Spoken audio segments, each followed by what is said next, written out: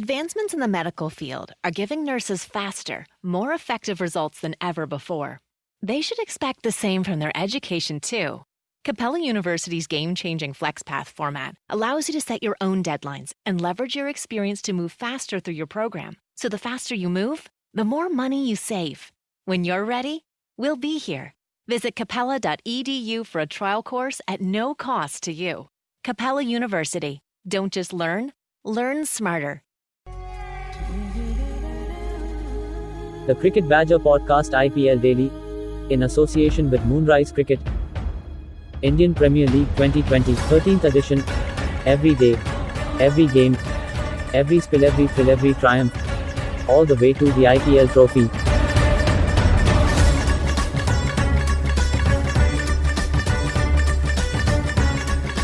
Oh my word. We waited 4 months for the IPL to come around and we have had two cracking games. Today's game, I am still getting over it. We've just seen a terrific super over. Delhi Capitals winning in the super over. We'll talk all about that in today's show. And if we get time, we'll talk about Sunrisers Hyderabad against the Royal Challengers Bangalore. This is the Cricket Badger Podcast, the daily IPL pod brought to you by the fans, for the fans, and the two fans involved today representing the Sunrisers Hyderabad. It's Neil Virani. Neil, welcome to the podcast. Hi, James. Thanks for having me. And that was some game today, wasn't it? It was a bit of a cracker. I really don't know what to say.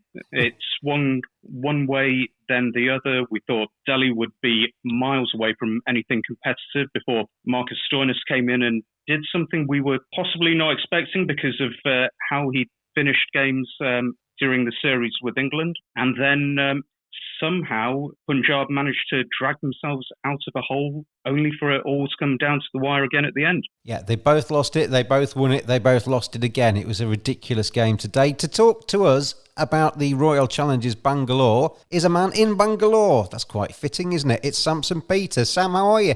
I'm doing good, James. Thank you so much for having me here. I mean, we were talking just before Neil finally managed to get his technology working this evening about that one short that basically Kings XI Punjab won that game. The umpire gave it one short. The replay showed the bat going across the line. It should have been Kings XI Punjab's point, shouldn't it? Oh, really? I didn't see that. Honestly, on the replays, the bat was just over the line. It's Chris Jordan's bat, slid in, slid out very quickly. Did you see that, Neil? Yeah, I think I've got a bit of sympathy here with the umpires. I think the problem they have is that if something doesn't get called straight away, you wonder how that extra run affects what happens in the following balls, because it seemed to be like half an over before the commentators with all their video replays actually realised what was going on. You would have thought it would have been possible for somebody to just get in the ear of an umpire and say, should we just change the scoreboard because we need to get this right? Because this is a big tournament, this is a big deal. These points matter, don't they? Well, they brought in the Hawkeye for front foot no balls. Those cameras are still there for making sure that someone's made an entire run. So the technology is already in place if they're just fixed cameras. I imagine the IPL committees will meet this evening and they will change the rules to make sure that doesn't happen again. But it's a bit too late for the Kings XI, isn't it? Let's just quickly run through the game, Sam, and we'll dissect this a little bit. Delhi Capitals made 157 for 8, rescued by Stoinis' fantastic 53 from 21 balls. They made 57 from the final 3 overs of their innings. And then we saw the Kings XI Punjab make exactly the same score. Mayank Agarwal was absolutely magnificent for his 89. He just ran out of steam at precisely the wrong time. He gifted the Delhi Capitals 2 wickets off the final 2 balls. They threw the game away there after I said they won it. And then Rabada magnificent in the super over. Who would be your man of the match from the game we've just seen there, Sam? I think it should definitely be Marcus Stoinis. I mean, the way he played, especially in the last 2 overs, my goodness. I mean, that is unbelievable. I mean, someone like Chris Jordan, he's really good in the death overs. I mean, hitting him for 5 boundaries and special, and he definitely deserves to be the man of the match. And I think Royal Challengers Bangalore have made a mistake, losing him out. I think Mike Heston really should hate him. He was in Punjab, he let go of him, and he came back to Royal Challengers Bangalore and then let go of him.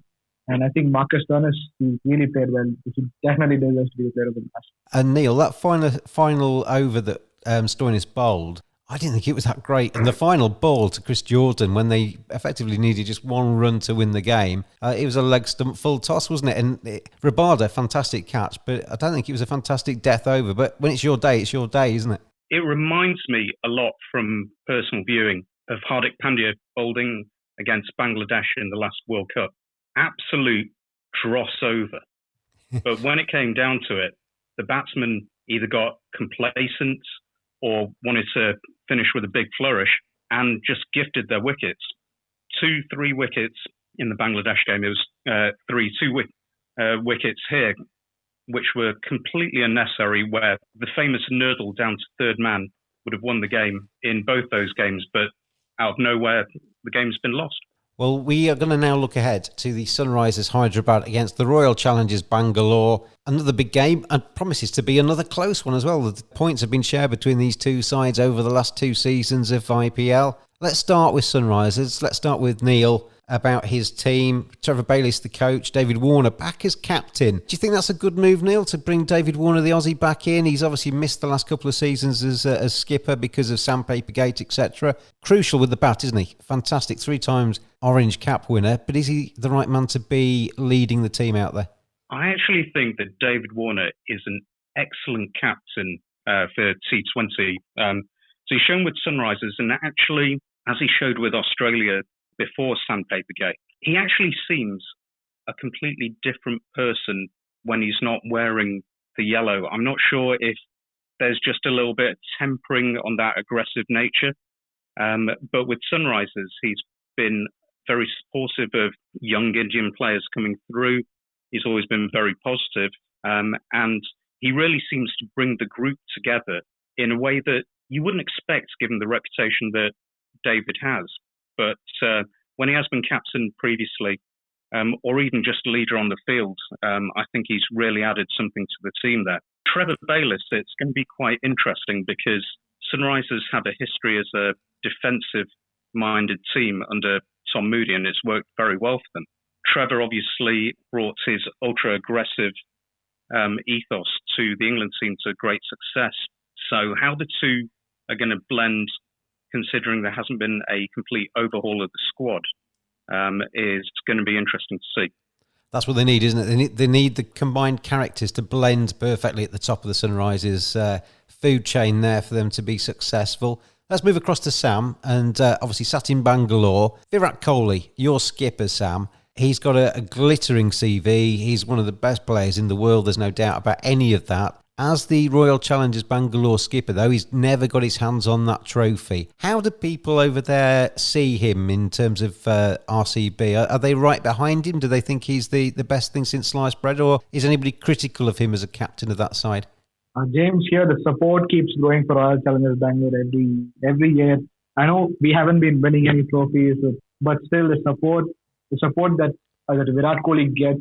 I mean, I've been to the stadium, Swami, every time they play, and the kind of support that Virat Kohli gets is amazing. And I think it's just been sheer bad luck for Virat Kohli. He's a very good captain. I mean, he's been leading the India team really well, and it's just sheer bad luck. And I think this year the team looks so composed, and there's clarity on the roles, and definitely bringing in Mike Hesson and Simon Katich. It's definitely going to take a lot of pressure on Virat Kohli as well. I mean, for the past season, I think he's been a bit of a loner. I mean, I don't think he's been getting enough support from the management. But this time, I think all his concerns have been heard, and I think they're filled in every areas. And I think Virat has all the right tools and all the right players to just go and bring the trophy home. Aaron Finch coming in at the top of the order there, the Australian. He's not only a fantastic batsman in T20 cricket, but he also brings in his experience as being Australian captain as well. So there's somebody else for Virat to lean on. Definitely. It was just AB de Villiers, but now we have Aaron Finch. I mean, he's a thinking captain, and that definitely, again, takes a lot of pressure off Virat Kohli. He can definitely lean on Aaron Finch and helping him making some crucial decisions, especially in the death. We've made pretty bad decisions, in the last couple of years, and I think bringing in Aaron Finch, that's definitely an added bonus to the leadership. Neil, looking at the Sunrisers, where does Kane Williamson fit into this? Because you look at the side, you can't imagine that the Warner-Bairstow opening partnership is going to be split up. Rashid Khan has got to play as the premier T20 spinner in world cricket. That only leaves one other overseas slot there. And there's a fair chance that with Shakib Al Hassan out of the way, they're either going to play Mohamed Nabi or one of the other overseas bowlers to try and give them a bit more depth in the batting. It's is Kane Williamson just going to be sitting and watching this IPL? I think the problem that Kane has, the likes of Manish Pandey and Vijay Shankar are also good anchors to the innings. Warner and Bairstow, with their partnership from last year, should be locks in the team, certainly to begin with. Rashid Khan similarly. And then for the fourth place, one thing that Sunrisers are possibly missing, whether domestic or foreign, is a finisher. You'd look at Mohamed Nabi, who can take down spin, or Mitchell Marsh or Fabian Allen, who are absolutely destructive against pace. And I don't think that's something that Kane can really offer. So initially, I think he's going to be possibly warming the bench there. As pitchers get tougher, then his brand of safer and more consistent cricket will become a lot more important, and he may come in at that point. Winners in 2016 when David Warner lifted the trophy, runners-up in 2018. They made the playoffs in 5 of the 7 seasons they've been playing in the IPL. What do they need to do to actually go up that step? I mean, I think we've already seen in the first 2 games of this competition, there's not a lot between any of these sides. If you get on a good run, then the sky's the limit, isn't it? I guess that's the approach Sunrisers got to take in this. I think Sunrisers are really going to come into their own in the second half of the season and the playoffs due to their bowling attack, specifically with Rashid Khan and Mohamed Nabi as the spinners, as the pitches start to turn a lot more. And also Bhuvi and Sid Kaul with their change of pace as the pitches become slower and more tired. If we can just stay in contention for the first half while the pitches are a lot truer, since they have to be built to last 20 games, then we'll really start to accelerate and rise up the table in the second half.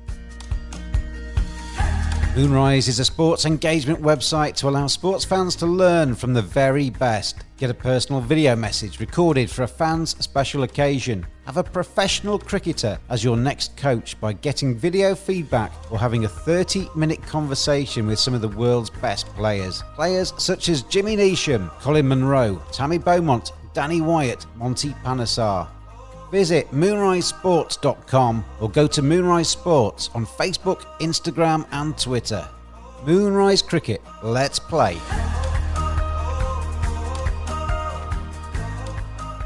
Sam, Royal Challengers, I know Virat Kohli, he made a big play at the auction of telling Mike Hesson, the team director, to get Dale Steyn, the veteran South African paceman. He could make a big impact for RCB, couldn't he, if he stays fit throughout this tournament. The one thing with RCB, from where I'm standing, is that they look a little bit better in the bowling department. There's a few more options for Virat Kohli when he takes the field. Yep, definitely. I mean, getting in, Chris Morris to the side and Isar Udana, that's a very good buy, a smart buy. I mean, we got him for a really cheap amount, and I was expecting him to go at least for 3 goals, but getting Isar Udana and Chris Morris definitely adds a lot of depth into the bowling, and we don't have to again in the depth. If you see the last couple of years, we'll either had to go with Umesh Yadav or Siraj, who've been pretty expensive, especially in the death. But Chris Morris and Isar Udana, they've bowled so much in the death overs, and they know what it takes to get us over the line. And they definitely have a lot of depth in the bowling. So that is one thing that has been sorted for Virat Kohli. We might see the Washington Sundar getting more chance, and even Chris Morris. So I don't think we'll be seeing Daleson anytime soon. But I think if he's fit and if he's match fit, and I think he should definitely be included in the playing 11. One of the things with Bangalore is that their track, in India is a road, isn't it? They make massive scores and then they try and get too many runs for the opposition to chase it down. Do you think it actually plays into their hands a little bit, Sam, that they're going to be playing in Abu Dhabi, Sharjah and Dubai, and it maybe levels the playing field a little bit and they might be more competitive as a result of that? Oh, yeah, I mean, but, we really have all the match winners in the team. So, when Chinnaswamy Stadium, right? I mean, it's a very small pitch. I mean, bowlers have nothing to do with it. I mean, even good bowlers like Mitchell Stark in 2016, they were getting hit and all of that. So I think it's a blessing in disguise. I mean, moving to UAE, I think the bowlers would have that freedom to take the risk. The boundaries are pretty bigger than the Chinnaswamy. So I think this is a blessing in disguise for Royal Challengers Bangalore. And I think we should not have any problems in terms of bowling. We have the depth, so I think this year should be good. On the 2 podcasts so far, I've asked the 4 representatives to give me a minute on why their team is going to be A, successful in their first game, and B, go on and win the trophy.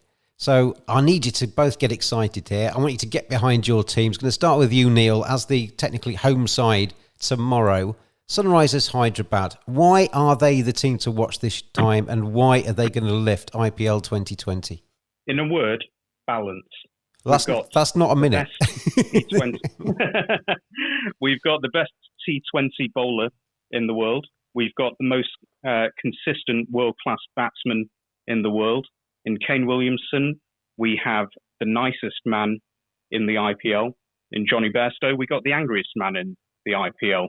We've got the most successful white ball coach of the last 14 months. And actually being in the UAE, with our bowling attack, as the pitches get slower, spin more tired, it's going to become a bowling team's game. Second half of this group stage and the playoffs are going to get very difficult for the batsmen. We have the patient batsmen to take best advantage of that. We have the best bowling attack in the competition to take the wickets. We're going to be looking at a lot of 150 play 140s, not the 180 plus, which other teams may find to their advantage. So the Sunrisers are best placed to take advantage of all the conditions and have the best rounded squad. Well, it's a pretty decent attempt, that, I think, Neil, to give Sunrisers Hyderabad a bit of a motivational chat ahead of tomorrow's game against the Royal Challengers Bangalore. Going to go across to you now, Sam. Why, Sam, why is this going to be Virat Kohli's year? Is this going to be the year that he puts the IPL title onto that CV? They came 8th in 2017. They came 6th in 2018. They came 8th in 2019. Tell me, Samson Peter, why the Royal Challengers Bangalore are going to beat the Sunrisers Hyderabad and go on and lift the trophy. You have a minute from now. So firstly, I would say we have the 2 best world-class players in the side. I mean, there's definitely a new vibe about the current RCB squad. And we've got Mike Hudson and Simon Catter joining in, and they've given so much clarity in the squad. And they've done so good in the auction. They've got really good players. They've got the depth in the bowling, and they've got that depth in the middle order batting. And I think they have solved every single issue. And that will give Virat Kohli, getting an Aaron Finch and getting in Chris Morris, that extra 2 foreign players have given Virat Kohli to go ahead and express his game. And in the past it's just been Virat Kohli and AB de Villiers all the time, and even this year it's gonna be them as well. But there's nothing to fear when you have Virat Kohli and AB de Villiers, and they're the 2 major factors I believe RCB is gonna win this year. Good effort as well from you, Sam. RCB, the team for Sam. It's Sunrisers Hyderabad for Neil. Just before I let you chaps go today, and thank you for joining me, and thank you to everybody else for contributing as fans on these podcasts. We've seen 4 teams so far, Neil. Have we seen the winner? Have we still to see the winner in this competition? On the assumption the winner's not playing tomorrow in orange, then I think Delhi are looking very good. If they can cut out the collapses which blighted them last year, and you'd hope with the brain trust of Ravi Ashwin, hopefully not too badly injured, but definitely in terms of strategy, and Ricky Ponting as well, then they're going to be Sunrisers' biggest opponents this year. And Sam, same question to you. Have we seen the winner in the first 4 teams we've seen, or are we yet to see the winner of IPL 2020? I mean, I hate to say this, but definitely CSK, they look pretty strong. I mean, every year we just look at the squad and we think that, these guys are retired. I mean, we call them the daddy army here, but they just seem to surprise us all the time. I mean, I can't believe that, losing first two wickets in the first 2 overs, and they got back so strong. and they're not even playing for the country. They're all retired players. I mean, so definitely CSK would be a tough opponent for RCB, and I think we should be seeing RCB and Chennai in the finals for sure. And Sam, finally for you, can this IPL stay as good as it's been? We've had 2 games that have gone into the final over. We've had a super over. Surely it can't stay as exciting as this all the way through. It's only going to get better. I mean, that's the beauty of IPL. You can't really expect what's going on, and that's why this competition has been so popular all over the world. So it's gonna get better, even though there's no crowd, but you still feel that same vibe that you always feel about IPL. Samson Peter, it's been a pleasure to have you on the podcast. We'll hear from you again as RCB go through this tournament. Thank you for joining me today. Thank you so much, James. And Neil Virani, it's been a pleasure to talk to you as well. Wish your Sunrisers all the best as well. Enjoy the rest of the IPL. We'll speak to you very soon as well. Thanks a lot, James. And everybody out there, keep enjoying the IPL. How can you not? We've had 2 fantastic games. We've got RCB and Sunrisers playing tomorrow. There is plenty more entertainment just around the corner. So stay with us on the Cricket Badger Daily IPL Podcasts. And you can have your say as well. Get in touch with us at cricket_badger or email cricketbadger@hotmail.com. We'll see you all tomorrow. Thanks for listening. Join us every day throughout IPL 2020. Follow us on Twitter at cricket_badger. Join in the fun. We'll see you again tomorrow.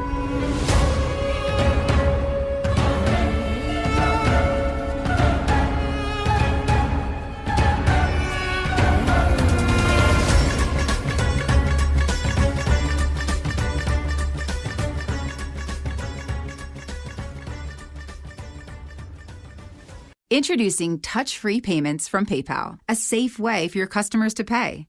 Whether you're a market seller, I'll take 2 tomatoes and a cucumber, poodle pamperer, piano tuner, or plumber, signing up to accept touch-free payments for your business is easy. Simply download the PayPal app and display your own unique QR code for your customers to scan. Touch-free QR code payments. No seller fees until 2021. Not applicable to PayPal here transactions. Other fees may apply. Shop safe with PayPal.